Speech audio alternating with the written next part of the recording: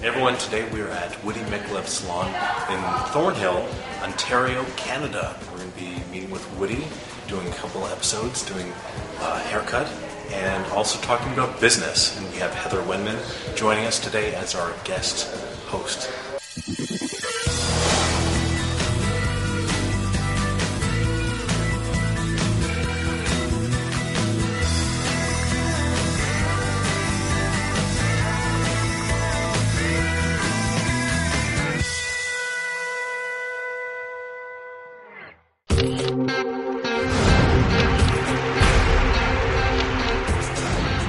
Hello, I'm Heather Wenman. I'm here in Thornhill, Ontario with Woody Micallef in his beautiful, beautiful salon. Hi, Woody. Hello, Heather. How are you? I'm great.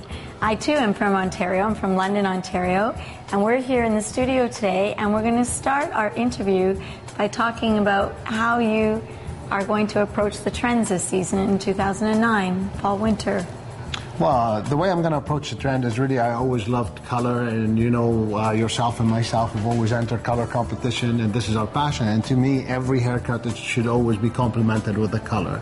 And you can see these color placements actually, it doesn't matter how long you leave them on, they'll still look very, very good because of the placement and the geometry of the color that's in there.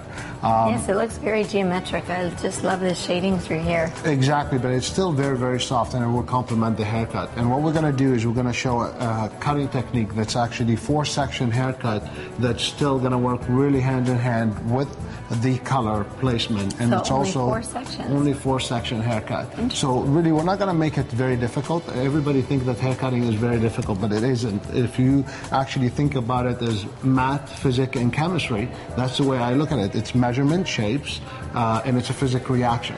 So what we're going to do is we're going to take, and we can see that we have this geometrical shapes going on a diagonal to the back, and we're going to take an A-line section, which is going to start just basically above the parietal ridge, and the higher you go with it, and the directions you're going to take, the more of a sharper edge you're going to end up with. Then we're going to take it again from the side of the apex in the back right there, all the way down to the nape area.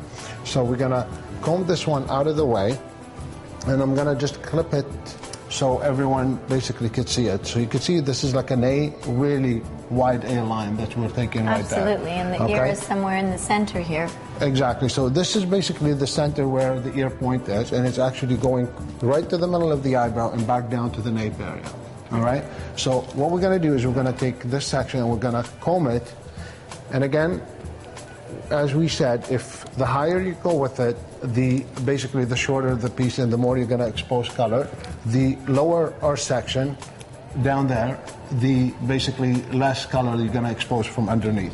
And you're also exposing the shape of the perimeter of the face. So absolutely. It's got to be all good to do done on the good side of the face. Okay. Yes. And what I like to work is I always like to work from the top section of the hair and then finish always the perimeter of the haircut.